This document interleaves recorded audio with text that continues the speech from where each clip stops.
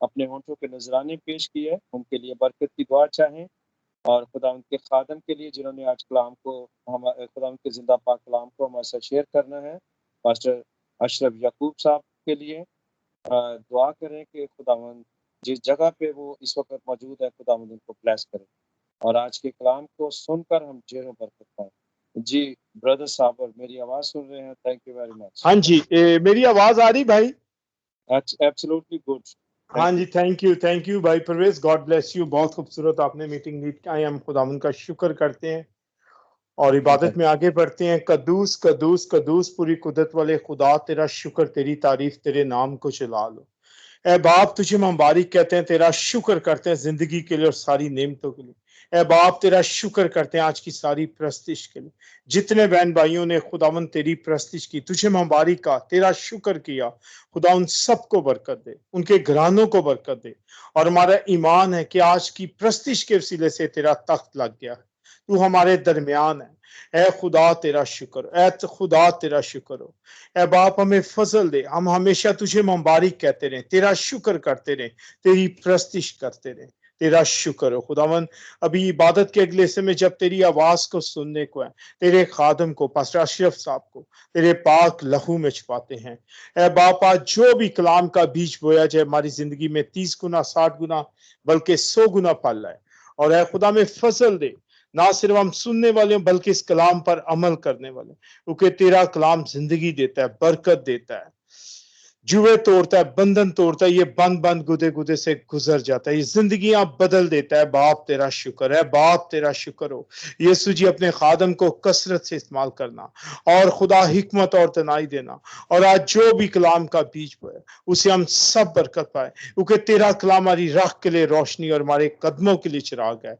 इस नबूवत की किताब को पढ़ने वाला, सुनने वाला और इस पर अमल करने वाला मुबारक है। बेशक है खुदा में अमल करने का फजल देना। और है खुदावन, आज के कलाम के सिले जितने जमात में हैं वो सारे बरकत पाए। यीशु जी, दुआ करता भाई परवेज के लिए जो कहानत की खिदमत कर रही हैं, ए खुदा उन्हें भी बरकत दे, उनकी खिदमत की हदूद को बढ़ा यीशु जी, और अपने नाम के लिए कसरत के साथ इस्तेमाल कर। एक बार फिर पास्टर अशरफ साहब के लिए रूपा का मसा बरकत चाहते हैं और रूपा का जोर चाहते हैं, यीशु के नाम से आमीन। आमीन आमीन। थैंक यू ब्रदर साबर, खुदावंद आपको बरकत दे। आपकी दुआ के साथ हम पूरी जमात, पूरी कलीसिया जो इस वक्त इस मंच पे मौजूद है, आमीन कहते हैं और मुतफिक होते हैं और आपके लिए दुआ करते हैं कि खुदावंद आपको और अपने जलाल में हमेशा इसी तरह जोश और जज्बे के साथ इस्तेमाल वो खर्च करे और आपके घराने को भी खुदावंद बरकत दे। Thank you very much.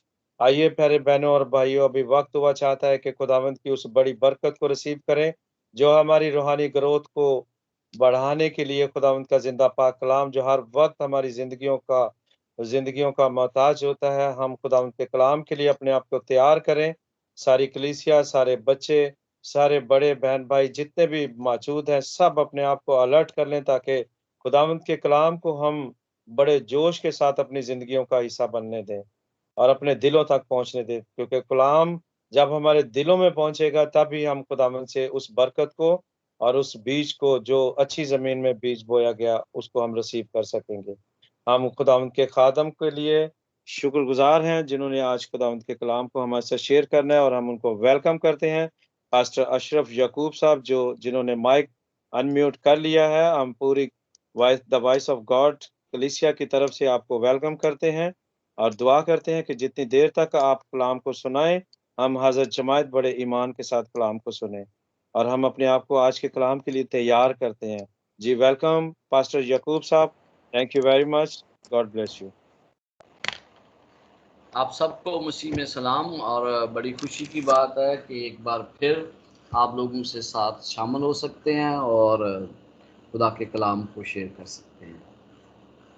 पता नहीं आखिरी वक्त में आज मैंने अपना इन्वान क्यों चेंज किया, मुझे नहीं पता, लेकिन मुझे बार बार ये आवाज़ आ रही थी कि मुझे इसके बारे कलाम करना चाहिए। और फिर मैंने अचानक उस आवाज़ को सुना है और मैं आज दोपहर को जब जानसा से मेरी बात हो रही तो मैंने कहा कि मैं ये बताना चाहता हूँ कि बड़ा खुदा की बादशाह में कौन है। लेकिन थोड़ी देर पहले ही, सिर्फ 5 या 7-8 मिनट पहले मुझे ख्याल आया कि नहीं, मुझे चेंज करना चाहिए। आई डोंट नो व्हाई, लेकिन I listen to that voice. मुझे उस आवाज़ को सुनना था। मैंने उस आवाज़ को सुना और फिर मैंने आज ना एक अहम चीज़ जो हम सब के लिए ज़रूरी है, मेरा बार बार उसकी तरफ ख्याल आता है, और वो है मोजज़ात। आपको पता है कि पाकिस्तान में कोई भी ऐसी इबादत नहीं होती जहाँ पर ये लोगों को नहीं कहा जाता कि आप आएँ, आपके लिए मोजज़ात तैयार है। आप आएँ, आपके लिए मोजज़ात तैयार है। आप अपना मोजज़ा हासिल करें, हम आपको शफा देंगे। तो जब मैं ये बातें देखता हूँ ना, तमाम तरह की बातें, तो मुझे ऐसे लगता है कि कलीसिया किसी बड़ी अबतरी की तरफ जा रही है। उसकी वजह क्या है? उसकी वजह यह है कि लोगों पर इंसार करना लोगों ने शुरू कर दिया है, और लोग ये सोचते हैं कि फलां शख्स जो है वो मुझे शफा देता है। मैं जब इब्तदाई तौर पर मैंने मिनिस्ट्री का काम शुरू किया, तो मैंने एक घर में जाता था दुआ करने के लिए। मुझे उन्होंने कहा कि हमारी बेटी के लिए दुआ करें, इसमें बदबू आती है। मैंने कहा अच्छा ठीक है। मुझे क्या पता किस तरह उसको मुझे दुआ कर इसको किस तरह निकालना है, क्या करना है। मैंने कहा अच्छा, मैं दुआ ज़रूर करूँगा। मैंने दुआ उसके लिए की। तो मेरी आदत थी कि मैं रात को 1-2 बजे उठ के दुआ करता था, और उन तमाम कलीसिया मेंबरान के लिए जो अपनी दरख्वास्तें पेश करते थे। मैंने उस लड़की का नाम भी उसमें शामिल कर लिया। अब मैं जब मंडे के मंडे उनके घर जाता था, तो कभी मैंने नहीं पूछा कि उस लड़की का हाल क्या है, या उसको शफा मिली है या नहीं मिली, लेकिन मैं दुआ जरूर करता था। मैंने एक दिन भी नागा नहीं डाला उस दुआ में। तो 6 महीने गुजर गए जाते हुए, कभी पूछा नहीं, कोई कुछ नहीं। तो एक दिन उस वालदा कहती है उस घर की कि आपके कदम हमारे घर में बड़े बायस से बरकत हुए हैं। मैंने कहा वो क्यों? जब से आप आए हैं हमारी बेटी को कभी दौरा ही नहीं पड़ा। वो क्यों? मैं क्यों नहीं पूछ रहा था? क्योंकि मुझे पता था कि मुझे ताकत नहीं है इतनी। लेकिन जिसको मैं पका रहा था, उस जब मैं अपना ऊपर इंसार करता हूं, फिर मैं किसी काम का नहीं हूं खुदा के काम के लिए। तो मैंने कई दफा देखा है कि बहुत से लोग इस बात का दावा करते हैं कि मैं ये काम कर सकता हूं।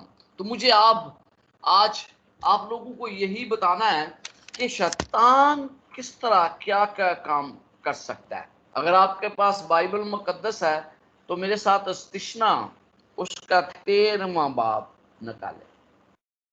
अस्तिशना उसका 13वां बाब।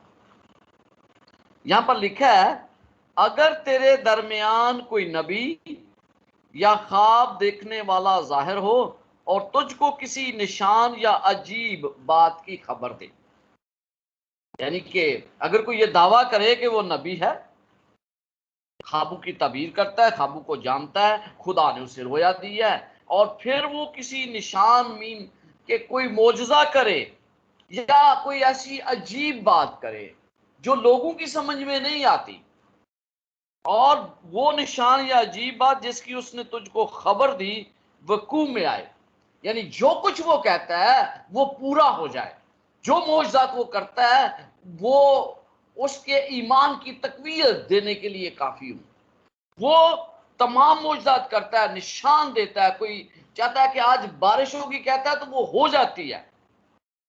और लिखा है, और तुझसे अजीब बात जिसकी उसने तुझको खबर दी वकूम में आए, ये वाकया हो जाए जो वो कह रहा है, और वो तुझसे कहे आ हम और ममूदों की जैसे तू वाकफ नहीं पैरवी करके उनकी पूजा करे, तो तू हरगज उस नबी या ख्वाब देखने वाले की बात को ना सुनना।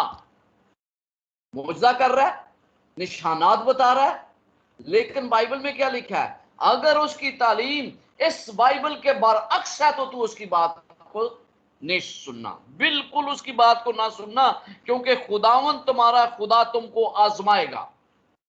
जब वो तालीम उसकी दूसरी है, जब तालीम गलत है, लेकिन वो मोजज़ात कर रहा है, तो कहता है उसकी तुम ना सुनना। निशानात बताता है, आने वाले वाकयात के मुतल्लिक बताता है, वो पूरे होते हैं। इसके बावजूद अगर उसकी तालीम फर्क है तो फिर मुझे उसकी बात से इत्फाक नहीं करना। क्या है? ये एक आजमाइश का वक्त होगा, और शायद आज कलीसिया पर यही है कि आजमाइश का वक्त है, और इस आजमाइश में हम कहां तक पूरे उतरते हैं ये बड़ा जरूरी है। आजमाएगा ताकि जान ले कि तुम खुदावंद अपने खुदा से अपने सारे दिल, अपनी सारी जान से मोहब्बत रखते हो या नहीं। तुम खुदावंद अपने खुदा की पैरवी करना और उसका खौफ मानना और उसके हुक्म पर चलना। ये बात हमें कही गई है कि हमें खुदावंद के हकामात की उन मोजज़ात से बढ़कर तमजीद और उन्हें मानना है। मोजज़ात वक्ती हैं, कलाम अब्दी है। मोजज़ात आज हो रहे हैं, कल नहीं होंगे, तो फिर मेरा ईमान कहां जाएगा? बाइबल मुकद्दस हमें बड़े वाज़िया तौर पर कहती है कि हमारा ईमान खुदा के हकामात पर है, मोजज़ात पर नहीं है। और फिर यहां पर लिखा है चलना और उसकी बात सुनना, तुम उसकी बंदगी करना और उससे लिपटे रहना। 5वीं आयत बड़ी खतरनाक पैगाम देती है। इस्तिश्ना 13 बाब अगर आप नोट कर लें तो आपके लिए फायदेमंद होगा। ये मैंने इस्तिश्ना 13वां बाब और उसकी 5वीं आयत में पढ़ने जा रहा हूं। वो नबी या ख्वाब देखने वाला कत्ल किया जाए, क्योंकि उसने तुमको खुदावंद तुम्हारे खुदा से, जिसने तुमको मुल्क मिस्र से निकाला और तुझको गुलामी के घर से रहाई बख्शी, बगावत करने की तरकीब दी, ताकि तुझको उस राह से जिस पर खुदावंद तेरे खुदा ने तुझको चलने का हुक्म दिया है बहकाए। यूं तू अपने बीच में से ऐसी बदी को दूर कर दे। अजीजों, पैगाम बड़ा वाज़िया है। आज लोग मोजज़ात के पीछे भागते हैं, मोजज़ात हासिल करने के लिए, और मोजज़ात वो शायद उन पादरी साहबान की मोजज़ात से ज्यादा कदर करते हैं, खुदा से ज्यादा शायद वो उनके लिए खुदा बन चुके हैं। आज हमारे मुआशरे में लोग मोजज़ात के पीछे ऐसे भागते हैं जैसे वो एक खुदा को तलाश कर रहे हैं, वो खुदा उनके लिए बन चुके हैं। और यहां पर हमें पैगाम दिया गया है कि अगर उनकी तालीम फर्क है बाइबल से, बाइबल की तालीम हमारे लिए लाजम है, ना कि मोजज़ा। लूका 24 बाब में हम एक चीज देखते हैं, और लूका 24 बाब में 2 शागिर्द अमूस की राह पर जा रहे थे। यीशु मसीह उनके साथ हो लिए। यीशु मसीह के लिए वो परेशान थे। वो ये चाहते थे कि यीशु मसीह के बारे उन्हें सही सही पता चले, लेकिन वो तो परेशान थे। और उन्होंने सुना कि यीशु मसीह आज जिंदा हो गए हैं, लेकिन वो उसे अभी तक देख नहीं सके। इसी परेशानी में वो अपने गांव को जा रहे थे। गांव को जाते हुए यीशु मसीह उनके साथ हो लिया, और लिखा है कि वो 10 मील का सफर था, शायद मुझे याद नहीं, 7 मील या 10 मील का सफर था, और वो सफर पर जा रहे थे। 7 मील का था। 7 मील का सफर तय करते हुए पैदल वो यीशु मसीह उनके साथ था। यीशु मसीह ने बहुत सी बातें की। यीशु मसीह के लिए बड़ा आसान था कि वो कहता है, भाई मैं मसीह हूं, मैं जिंदा हो गया हूं, तुम ईमान ले आओ। लेकिन यीशु मसीह ने तो ऐसा नहीं किया। वो उसी के बारे में बातें हो रही थी, और वो उससे कहते हैं कि तू अकेला मुसाफिर है, तुझे पता नहीं क्या हुआ है यरूशलेम में। हमारे खुदावंद को उन्होंने कत्ल कर दिया, हमारे खुदावंद को उन्होंने मसलूब कर दिया, और आज तीसरा दिन है, और आज कुछ औरतें गई हैं और उन्होंने देखा है कि कब्र खाली है। तो यीशु मसीह ने ये तमाम बातें सुनी, लेकिन यीशु मसीह ने उन्हें ये नहीं कहा कि मैं जिंदा हो गया हूं, ईमान ले आओ। 24 बाब, लूका 24 बाब और उसकी 25 आयत में यूं लिखा है, उसने उनसे कहा, ऐ नदानो, और नबियों की सब बातों के मानने में सुस्त इत्का दो। क्या मसीह को ये दुख उठाकर अपने जलाल में जाहिर होना जरूर ना था? फिर मूसा से और सब नबियों से शुरू करके सब नविश्तों में जितनी बातें उसके हक में लिखी हुई हैं वो उनको समझा दी। यीशु मसीह ने क्या किया? यीशु मसीह ने कलाम की तरफ तवज्जो दिलाई। यीशु मसीह ने बताया कि कलाम मुकद्दस उसके बारे क्या कहता है। मूसा से लेकर जितनी बातें यीशु मसीह के मतलब लिखी हुई थी वो तमाम की तमाम उसने बयान की। क्यों बयान की? यीशु मसीह ये नहीं चाहते थे कि वो मोजज़े पर इंसार करे। यीशु मसीह ये चाहते थे कि वो कलाम मुकद्दस हो। मेरे ईमान की बुनियाद कोई मोजज़ा नहीं बल्कि कलाम मुकद्दस होना। कलाम मुकद्दस सबसे अफजल है। मैं मोजज़ात की नफी नहीं करता, बहुत से जेन्युइन मोजज़ात हैं, लेकिन बहुत से मोजज़ात ऐसे हैं जिनके पीछे खुदा का हाथ नहीं है। बाइबल मुकद्दस में अय्यूब नबी के बारे में हम पढ़ते हैं, क्या लिखा है?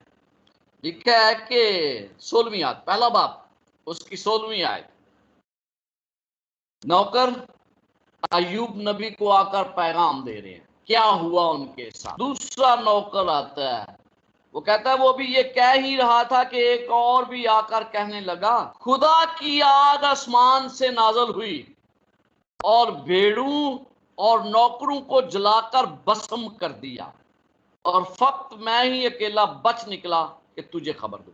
आपको पता है अय्यूब खुदा से प्यार करने वाला। अय्यूब के मतलब लिखा है कि वो रास्तबाज था, खुदा उसकी गवाही दे रहा है, शैतान उसको आजमा रहा है। यहां पर जो आग आसमान से नाजुल हुई वो अंदाजल करने वाला कौन था? चलो मैं आप पर छोड़ देता हूं, आप अंदाजा लगाएं कि ये आग आसमान से जो नाजुल हुई ये इसका नाजुल करने वाला कौन था? खुदा था क्या? खुदा अय्यूब को बर्बाद कर रहा था क्या? एक और बात इसी हवाले में 18वीं आयत में, वो अभी ये कह ही रहा था कि एक और भी आकर कहने लगा, तेरे बेटे बेटियां अपने बड़े भाई के घर में खाना खा रहे और मैनोशी कर रहे थे, और देख बियाबान से एक बड़ी आंधी चली और उसके घर के चारों कोनों पर ऐसे जोर से टकराई कि वो उन जवानों पर गिर पड़ा और मर गए और फक्त मैं ही अकेला बच निकला कि तुझे खबर दूं। क्या तो पता चलता है ये आंधी किसने चला दी भाई? कौन चलाने वाला था? कौन अय्यूब के बच्चों को हलाक करने वाला था? किसने उनको हलाक किया? क्या खुदा ने हलाक किया? ओके, ये और बातें भी हम बाइबल में से सीखते हैं। खरूज की किताब, खरूज की किताब में जब हम चलते हैं तो हमें पता चलता है कि मूसा मिस्र में आ चुका है। मूसा मिस्र में है और वो फिरौन के सामने पेश हुआ है। अब फिरौन के सामने जैसे ही हारून ने लाठी फेंकी, 7 बाब और उसकी 10वीं आयत और 11वीं आयत में पढ़ने लगा हूं। और मूसा हारून फिरौन के पास गए और उन्होंने खुदावंद के हुक्म के मुताबिक किया, और हारून ने अपनी लाठी फिरौन और उसके खादमों के सामने डाल दी और वो सांप बन गई। तब फिरौन ने भी बनाऊं और जादूगरों को बुलवाया। 11वीं आयत, 7 बाब 11वीं आयत, जादूगरों को बुलाया और मिस्र के जादूगरों ने भी अपने जादू से ऐसा ही किया। क्या किया उन्होंने? अपने जादू से, उन्होंने जादू से सांप बना दिए। फिर हम देखते हैं कि खून का जब वाकया हुआ, जब मिस्र के दरियाओं का खून बना, लिखा है 22 आयत में, 7वें बाब की 22 आयत में, तब मिस्र के जादूगरों ने भी अपने जादू से ऐसा ही किया और फुराइन का दिल सख्त हो गया और खुदावंद ने कह दिया, उसने उसकी ना सुनी। यहां पर उन्होंने भी उसी तरह पानी को खून में तब्दील कर दिया जिस तरह खुदा के लोग कर रहे थे। अब हम आते हैं तीसरी आफत की तरफ, और वो मेंढक की आफती। 8 बाब और 7वीं आयत में लिखा है, 6ठी आयत से, चनाचे जितना पानी मिस्र में था उस पर हारून ने अपना हाथ बढ़ाया और मेंढक चढ़ाए और मूल के मिस्र को ढांक लिया। और जादूगरों ने भी ऐसा जादू से ऐसा ही किया और मुल्क के मिस्र में मेंढक चढ़ा। माय गुडनेस, आपको क्या लगता है? जहां पर मुकाबला है खुदा और शैतान का। आप देख रहे हैं क्या हो रहा है। उसने अगर सांप बनाया तो उन्होंने भी बना दिए। भाई ये कौन सी बड़ी बात है, हम भी मौजज़ात कर सकते हैं, तू क्या बड़ा है क्या। अब उसने दूसरे ने फिर क्या किया, फिर उसने पानी को खून बनाया, उन्होंने भी बना दिया। मेंढक जान डाल दी उनके अंदर, कुव्वत, उस कुव्वत का अंदाजा लगाएं जो शैतान रखता है। तो क्या आज जो खुदा के हुक्म पर अमल नहीं करते, खुदा की बातों को रद्द कर देते हैं और अपनी बातों को ज्यादा अहमियत देते हैं, क्या वो खुदा के जरिए मौजज़ात कर रहे हैं? क्या वो मौजज़ात जो हैं वो खुदा का पैगाम दे रहे हैं या कोई और उनके पीछे मौजज़ा करने वाला है? मुझे, मेरे अजीजों, आपको मुझे ये बात कहनी है, और वो ये कि इसके बारे हमें वाज़िया तौर पर पैगाम मिलना चाहिए कि कौन से लोग हैं जो खुदा के हुक्म पर अमल करते हैं और मौजज़े करते हैं, और कौन से लोग हैं जो खुदा के हुक्म को अमल नहीं करते और मौजज़ात कर रहे हैं। हमें उनमें फर्क को देखना है, और अगर मैं उस फर्क को नहीं देखता तो मैं धोखा खा सकता हूं, क्योंकि आज दुनिया मौजज़ात के पीछे भाग रही है। यीशु मसीह के अपने अल्फाज क्या है इन मौजज़ात के बारे में? मत्ती 24 बाब और उसकी 24 आयत मैं पढ़ने जा रहा हूं। ये आखिरी वक्त के मतलब लिखा है, और आखिरी वक्त के निशानात के मतलब हमें बताया गया है। लिखा है 24 आयत में, क्योंकि झूठे मसीह और झूठे नबी उठ खड़े होंगे। झूठे मसीह और झूठे नबी उठ खड़े होंगे और ऐसे बड़े निशान और अजीब काम दिखाएंगे, ऐसे बड़े निशान और अजीब काम, मौजज़ात और पेशन गोई, ये वो करेंगे और वो पूरी होंगी। जैसे मैंने आपको अस्तिशना 13 बाब में खुदा का पैगाम पढ़कर सुनाया, इसी तरह ये भी खुदा का पैगाम है। लिखा है कि ऐसे बड़े निशान और अजीब काम दिखाएंगे, अगर मुमकिन हो तो बरगजीदों को भी गुमराह कर लें।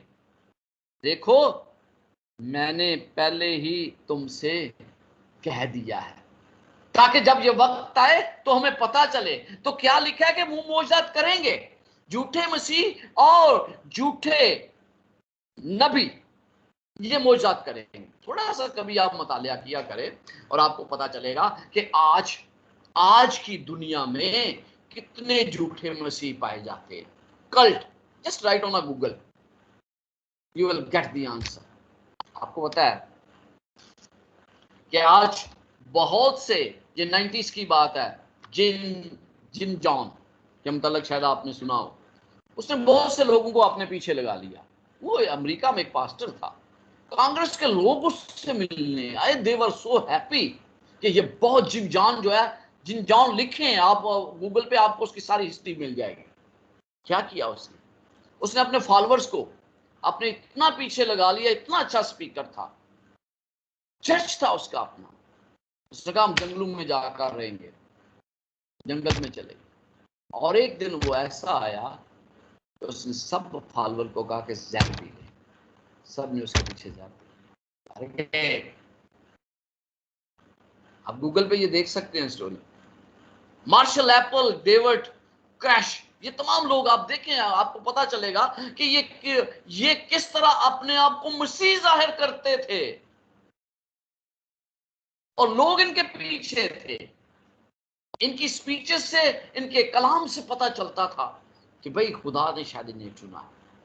लेकिन बाइबल मुकद्दस में क्या लिखा है कि झूठे मसीह और झूठे नबी उठ खड़े होंगे और ऐसे बड़े निशान और अजीब काम दिखाएंगे कि अगर मुमकिन हो तो बरगजीदों को भी गुमराह कर ले। मैं ये चाहता हूं कि मैं इसको इंग्लिश में पढ़ूं, और अगर मैं इंग्लिश में पढ़ूं तो आपको मजीद इसको क्लियरिटी मिल जाएगी कि खुदा जहां क्या कहना चाहता है। 24 और उसकी 24 आयत,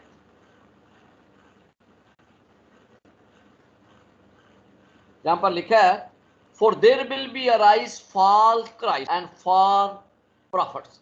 Prophets होता है जो prophecy करता है. And they will show great signs and wonders, so as to lead astray, if possible, even the chosen one. यानी बरगजीदों को भी वो गमराह कर लेंगे. बरगजीदा कौन है? मैं और आप, खुदा के चुने हुए लोग. अगर उनको गुमराह कर लेंगे तो फिर तो वो बहुत बड़ी कोई मौजज़ा करते हैं ना. तो आज यही हाल है. हम और तो बहुत से हवाले ऐसे हैं जो हमें ये इस काबिल बनाते हैं कि हम ये देख सकें कि आखिरी वक्त में झूठे उस्ताद और झूठे नबी जो हैं वो क्या करते हैं. ये हमें बार बार बाइबल मुक़द्दस से मिलता है कि खुदा जो है, क्योंकि हमें कोई ऐसी चीज़ नहीं जिसके बारे खुदा ने हमें पहले से आगाह ना कर दिया हो. बाइबल मुक़द्दस में दूसरा पत्रस उसका दूसरा बाब, उसकी पहली आयत से मैं पढ़ रहा हूँ. दूसरा पत्रस दूसरा बाब और उसकी पहली आयत. और जिस तरह उस उम्मत में झूठे नबी भी थे, इसी तरह तुम में भी झूठे उस्ताद होंगे. झूठे उस्ताद होंगे. ये पत्रस रसूल तमाम कलीसियाओं को ये पैगाम लिख रहा है, जो पशीदा तौर पर हलाक करने वाली बिदतें निकालेंगे और उस मालिक का इनकार करेंगे जिसने उन्हें मोल लिया था, और अपने आप को जल्द हलाकत में डालेंगे. बहुत से लोग आज इसके शिकार हैं.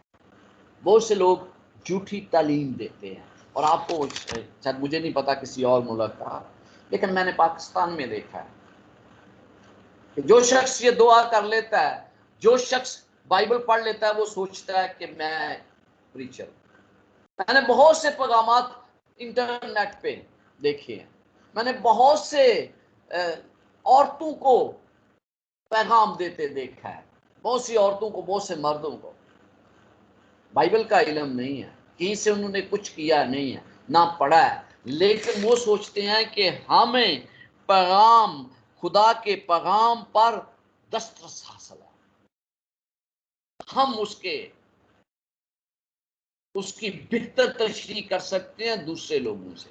और अगर आप थोड़ा सा और अंदाजा लगाएं तो आपको पता है, और मैंने अक्सर ये देखा भी है कि जब किसी से बात की जाती है ना, तो वो बात को सुनने की बजाय उसमें से बहस करने की कोशिश करते हैं. और मैंने ये देखा है कि लोग ये सोचते हैं कि भाई ये मैं क्या कर रहा हूं, मुझे इससे ज्यादा आता है, मैं ये जानता हूं. तो इसलिए कितना जरूरी है कि मैं खुदा के कलाम की बात करूं, किसी और की बात ना करूं.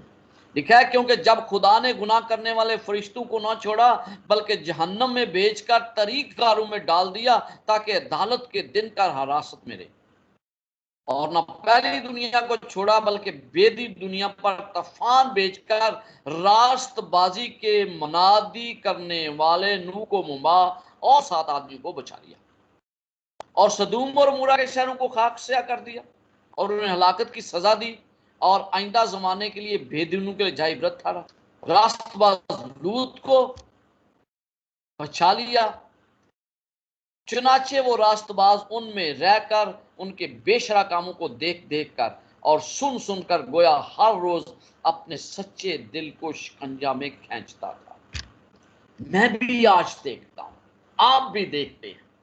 लेकिन तो खुदा दीनदारों को आजमाइश से निकाल लेना और बदकारों को अदालत के दिन तक सजा में रखना जानता है. ये आप थोड़ा सा दूसरा बाप, ये दूसरा पत्रस उसका दूसरा बाप पढ़ेंगे तो आपको पता चल जाएगा कि झूठे उस्ताद और ये लोग क्या क्या करते हैं, किस तरह लोगों को गुमराह करते हैं. वो कहते हैं वो सीधी राह को छोड़कर गुमराह हो गए. सीधी राह को छोड़कर उन्होंने खराब राहों का इंतखाब कर लिया. वो हलाकत की तरफ बढ़ रहे हैं. दिन दिहाड़े वो अपने कामों में मसरूफ हैं और फिर अपनी ऐशो इशरत के लिए काम करते हैं. ठीक है, उनकी आंखों जिनमें ज़िनाकार औरतें बसी हैं गुनाह से रोक नहीं सकती, वो बेक्याम दिलों को फंसाते हैं, उनका दिल लालच का मुश्ताक है, वो लानत की औलाद है। My goodness, what a God's message for these people. False prophet, गलत तालीम देने वाले झूठे उस्तादों के लिए वो कहता है वो लानत की औलाद है, वो सीधी राह को छोड़कर गमराह हो गए।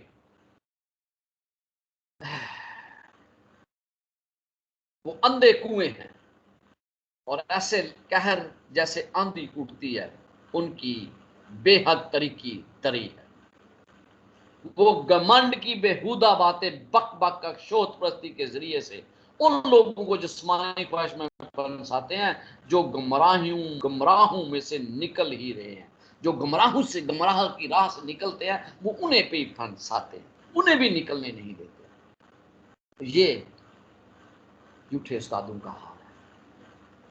मैं कई दफा सोचता हूं कि कब हमारी कलीसियाएं जो हैं वो इस काबिल होंगी कि वो किसी पास्टर पर इंसार करना छोड़ दें। पता है क्या, लुदीकिया का कलीसिया का बड़ा बुरा हाल है। लुदीकिया की कलीसिया जो आखिरी कलीसिया है मुकाशवा 3 बाब में, आपको पता चलता है उसका मसला क्या था। खुदा कहता है तू नीम गर्म है, तो हकीकत में नीम गर्म में उसका मसला नहीं था। मसला उसका ये था कि खुदा जो उसको समझता था उसके बरक्स वो अपने आप को समझती थी। खुदा ने कहा कि तू गरीब है, नहीं मैं अमीर हूं। आइए हम मुकाशवा 3 बाब में पढ़ लेते हैं और ताकि हमें बेहतर तरीके से पता चल सके कि खुदा के ख्यालात उस कलीसिया के बारे में क्या थे और फिर कलीसिया के अपने ख्यालात उनके उसके बारे में क्या थे। क्योंकि जब खुदा की मर्जी मेरी मर्जी के बरक्स होती है तो फिर खुदा उसमें नहीं होता। 3 बाब और लिखा है और 17वीं आयत, 3 बाब और उसकी 17वीं आयत। और चूंकि तू कहता है कि मैं दौलतमंद हूं और मालदार बन गया हूं और किसी चीज का मोहताज नहीं, और ये नहीं जानकर तू कमबख्त और खुआर और गरीब और अंधा और नंगा है। ये है पैगाम आखिरी कलीसिया के लिए, और आज हम आखिरी दौर में रह रहे हैं। यानी खुदा मुझे किसी और नजर से देखता है लेकिन मैं अपने आप को किसी और नजर से देखता हूं। आपको जो आप में से मेडिकल पेशे से तल्लुक रखते हैं वो अच्छी तरह जानते हैं कि अगर मरीज का इलाज उस वक्त मुमकिन होता है जब मरीज डॉक्टर की बात के साथ मुतफिक हो। अगर वो मुतफिक नहीं है ना, वो कहता है तू बीमार है, वो कहता है मैं नहीं बीमार हूं। या खुदा क्या कह रहा है, खुदा कह रहा है कि तू गरीब है, वो कहता है नहीं नहीं मैं अमीर हूं। तू नंगा है, खुदा कहता है मेरे से पोशाक ले ले, कहता है नहीं नहीं मेरे पास लिबास है। तुझे नजर नहीं आता, तू अंधा है, तो खुदा कह रहा है अंधा, वो कहता है नहीं मुझे नजर आता है।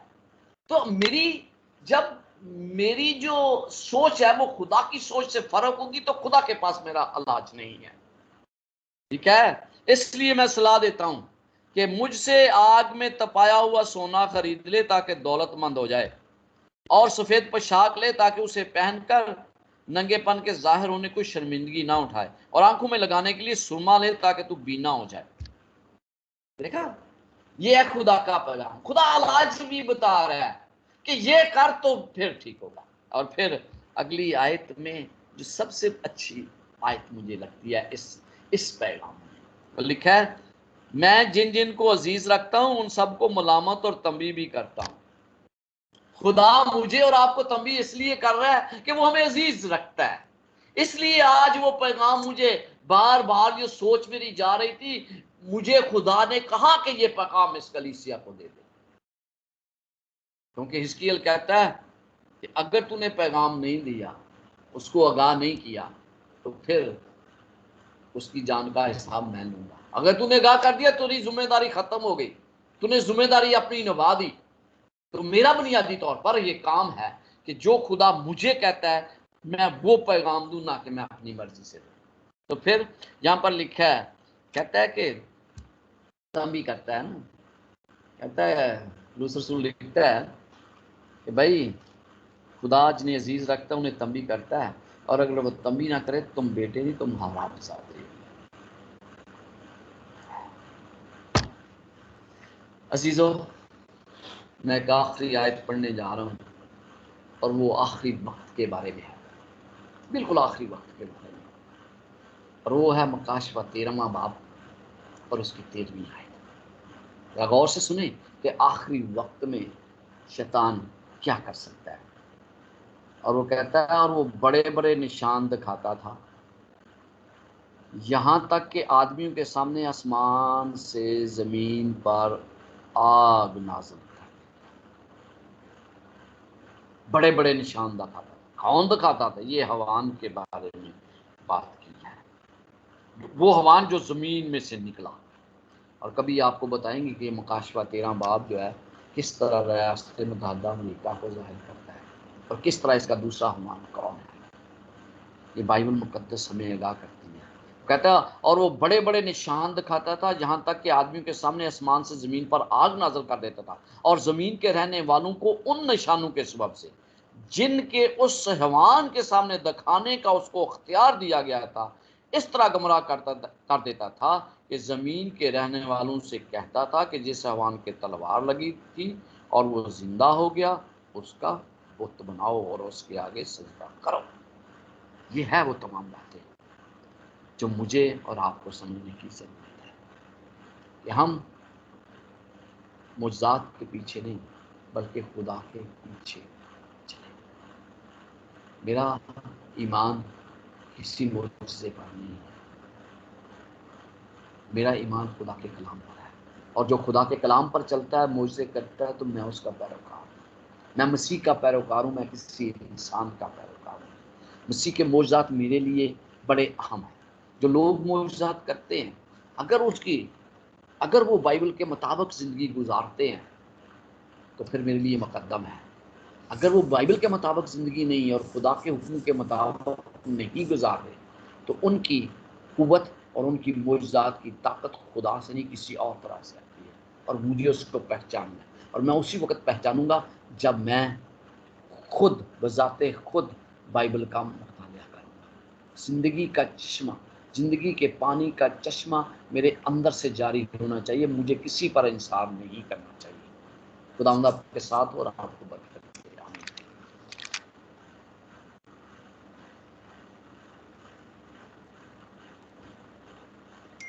आमीन आमीन। बहुत बहुत शुक्रिया पास्टर जी, खुदावंद आपको बरकत अता करे इस खूबसूरत पैगाम के लिए। हम खुदावंद के नहायत ही शुक्रगुजार हैं। खुदावंद के कलाम में लिखा है कि अगर आसमान से कोई फरिश्ता भी आकर आपको वो बात बताए जो कलाम मुकद्दस में नहीं लिखी हुई, तो आप उसका यकीन ना करना। कलाम मुकद्दस के अंदर अगर वो बात नहीं लिखी, अगर आसमान से कोई फरिश्ता भी आकर बताए, तो आपने उसका यकीन नहीं करना। तो इसका मतलब है कि हमें खुदा के कलाम को पढ़ने की जरूरत अशद है, बहुत ज्यादा। क्योंकि अगर कलाम को पढ़ेंगे नहीं तो हमें पता कैसे चलेगा कि जी ये बात कलाम में से बताई गई है या कलाम में से नहीं बताई गई। और फिर एक और आयत लिखी है दूसरा करंथियों के अंदर लिखी है कि कुछ अजीब नहीं, क्योंकि शैतान भी आपको नूरानी फरिश्ते का हम शक्ल बना लेता है। खुदा फरिश्ता क्या करता है? अपने आप को नूरानी फरिश्ते का हम शक्ल बना देता है। और मेरे अजीजों, ये पैगाम वाकई आज खुदावंद के पाक रूह कुद्दस की तरफ से खुदावंद के बंदा को दिया गया कि बहुत अशद जरूरत है कि हम खुदावंद के पाक कलाम का जितना ज्यादा हो सकता है उसका मुतालिया करें। पास्टर इमैनुअल हमारे साथ है। मैं चाहूंगा कि वो कलाम की शुक्रगुजारी के लिए दुआ में रहनुमाई कर दें। ये बड़ी अच्छी बात है कि हम हर रोज खुदावंद के जिंदा पाक कलाम को सीखने के लिए इस आईडी पर वॉइस ऑफ गॉड पर आ जाते हैं। और मैं ईमान रखता हूं कि हम सब अपने अपने घरों में जरूर खुदावंद के कलाम का, अपने चर्चेस के अंदर अपने पासबानों से कलाम का मुतालिया करते हैं। लेकिन कोशिश करें कि इस आखिर ज़माना के अंदर जितना भी ज़्यादा हम खुदा के कलाम को पढ़ सकते हैं, सुन सकते हैं, सीख सकते हैं। आज ही मुझे एक बड़ी अच्छा पॉइंट जो था वो सिस्टर नसरीन की तरफ से मुझे दिया गया था, तो मैं उसको भी आपके साथ ज़रूर शेयर करना चाहूँगा, लेकिन अभी नहीं, फिर किसी दिन शेयर करूँगा। पास्टर इमैनुअल दाऊद हमारे साथ मौजूद है।